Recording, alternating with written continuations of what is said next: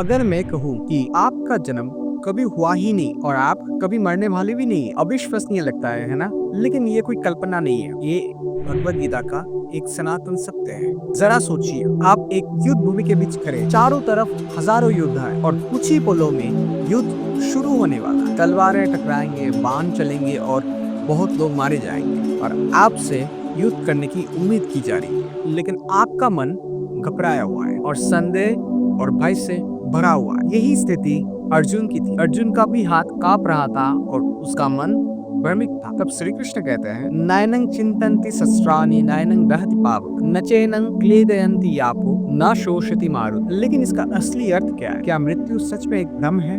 क्या हम अपने प्रियजनों के खोने के भय से मुक्त हो सकते हैं? आज हम भगवत गीता की इस गुर ज्ञान को समझने वाले हैं, इसलिए इस वीडियो को अंत तक जरूर देखिए और सब्सक्राइब करना बिल्कुल ना भूलें अगर आपने अभी तक सब्सक्राइब नहीं किया है। तो चलिए शुरू करते हैं। श्री कृष्ण कहते हैं, ये आत्मा किसी काल में भी ना तो जन्मता है और ना मरता ही है तथा ना ये उत्पन्न होकर फिर होने वाला ही है, क्योंकि ये अजन्मा, नित्य, सनातन और पुरातन है। शरीर के मारे जाने पर भी ये नहीं मारा जाता। इसका अर्थ क्या है? इसका अर्थ ये है कि हमारा असली पहचान ये शरीर नहीं है, बल्कि हमारा आत्मा है, जो जन्म और मृत्यु से परे है। जरा सोचिए, मोमबत्ती जलता है, मोम पिघलता है, लेकिन उसका लो जलता रहता है। वैसे ही हमारा शरीर नष्ट होता है, लेकिन हमारा आत्मा अमर रहता है, उसको कोई नष्ट नहीं कर सकता। फिर से श्री कृष्ण कहते हैं, हे अर्जुन, जो पुरुष इस आत्मा को नाश रहित, नित्य, अजन्मा और अव्यक्त जानता है, वो पुरुष कैसे किसी को मरवाता है और कैसे किसी को मारता है। अगर हम शरीर नहीं है और ये आत्मा है, तो क्या मृत्यु जैसे कोई चीज हमारे साथ घट सकता है? क्योंकि आत्मा का तो जन्म नहीं होता और उसका मृत्यु भी नहीं होता। जन्म सिर्फ शरीर का होता है। सोचिए, एक अभिनेता अलग अलग किरदारों के लिए अपने कपड़े बदलते हैं, लेकिन अभिनेता तो वही होता है, बस अपना किरदार अलग होता है, अलग अलग कपड़े पहन के। ठीक उसी तरह हमारे आत्मा भी एक शरीर को छोड़ के दूसरे शरीर पे जाते हैं।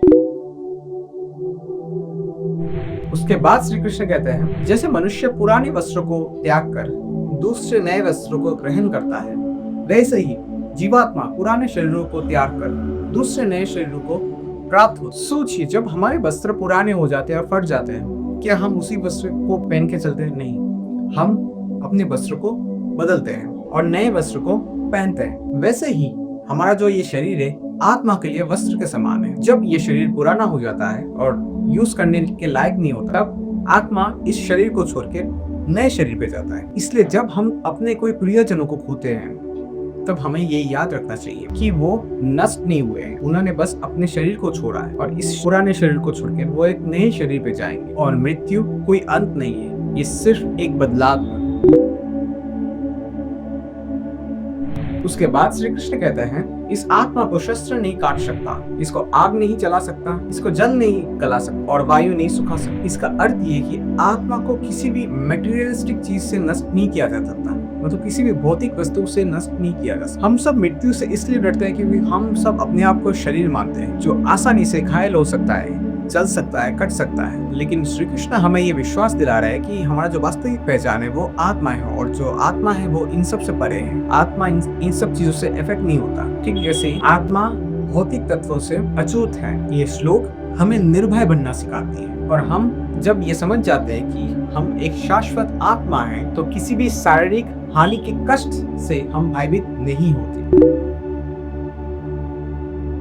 उसके बाद श्री कृष्ण कहते हैं, क्योंकि ये आत्मा अछेद्य है, ये आत्मा अदाह्य, अक्लेद्य और निस्संदेह अशोष्य तथा ये आत्मा नित्य, सर्वव्यापी, अचल, स्थिर रहने वाला और सनातन है। इस श्लोक का अर्थ ये है कि ये जो हमारा आत्मा है वो अडिग और अपरिवर्तनीय है। ये ना तो कमता है या फिर क्षीण होता है और ना ही किसी भी प्रकार के परिवर्तन से प्रभावित होता है। कल्पना कीजिए कि एक हीरा नदी के तल पे पड़ा हुआ है और चाहे पानी की प्रभाव कितनी भी तेज हो, हीरा पे कोई फर्क नहीं पड़ता है, हीरा जस का तस बना रहता है। उसी प्रकार हमारा जो आत्मा है वो जीवन की चुनौतियों से अछूत रहता है। ये ज्ञान हमें आंतरिक शांति और स्थिरता प्रदान करती है। जब हम ये एहसास करते हैं कि हम बाहरी किसी भी चीज से प्रभावित नहीं होते, तब हम अपने भीतर अटूट शक्ति और संतुलन विकसित कर सकते हैं।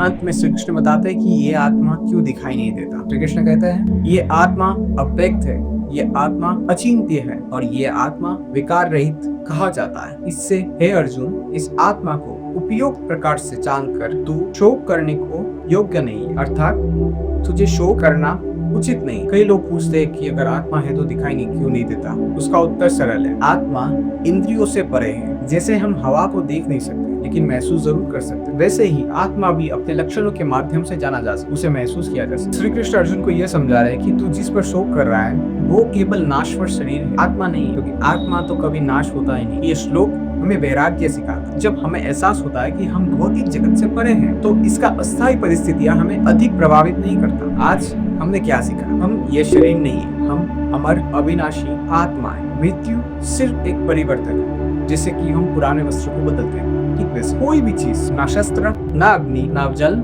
ना वायु, आत्मा को नष्ट नहीं कर सकती। सच्ची शक्ति तब आती है जब हमें एहसास होता है कि हम आत्मा हैं और आत्मा जन्म और मृत्यु से परे है। जब हमें ये ज्ञान वास्तव में समझ में आता है और हम इसको अनुभव करते हैं अपने अंदर से, तब हम निडर होके जीते और शांत हो जाते। हमारे अंदर अलग ही ऊर्जा और ताकत आ जाती। अगर आपको ये वीडियो अच्छा लगा तो आप जरूर इस वीडियो को लाइक, शेयर और इस चैनल को सब्सक्राइब करना बिल्कुल ना भूलें। जब आप ये सब करते हैं तब ये पॉजिटिव चीज और भी ज्यादा लोगों तक पहुंचता है और ये दुनिया और भी ज्यादा खूबसूरत हो। ऐसे वीडियो के लिए बने रहिए हमारे साथ। नमस्कार।